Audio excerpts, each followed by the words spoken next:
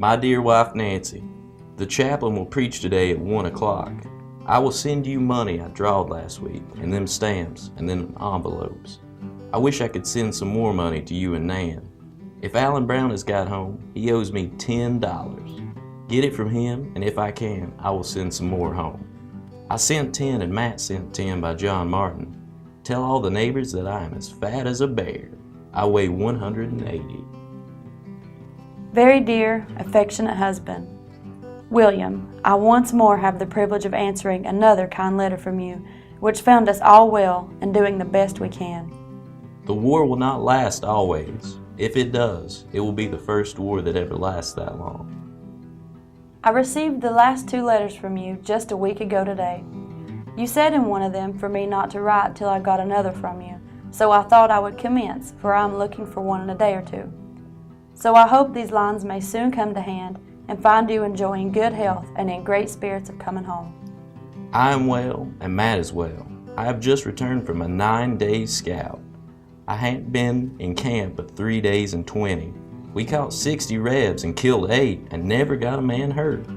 The rebels was on a bluff near Centerville, and as the advance guard was crossing Duck River, they fired on us, and the rear surrounded the bluff and caught them. It was a good place to bushwhack, for the river was deep enough to swim. Well, William, you wanted to know how I'm getting along, as well as any person can without money. I ain't had any money for some time, nor ain't borrowed but $1, but I expect I will have to try to borrow a little. But I have paid for most of the bread we have eaten ever since last fall by sowing, and I have dried the corn just for the cow to fatten the meat, and my meat will not hold out to fall.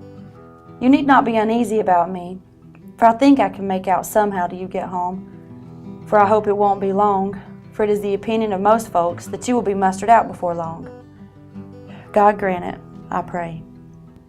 We had a company of mounted infantry with us, and they robbed a house of everything.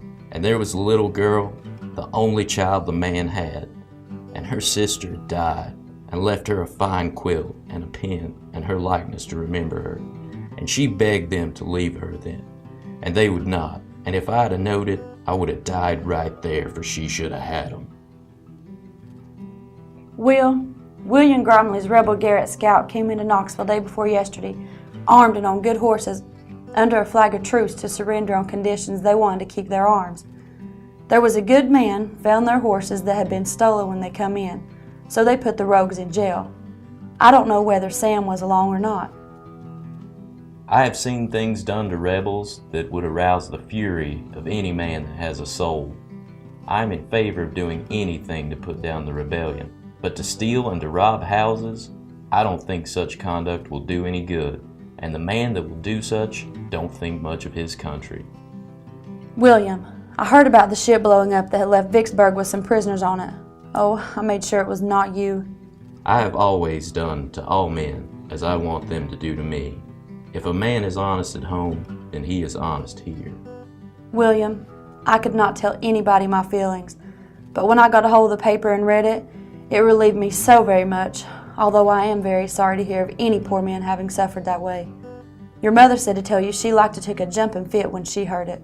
Nancy, I want you to live in hope. If you die in despair, then that is my fate.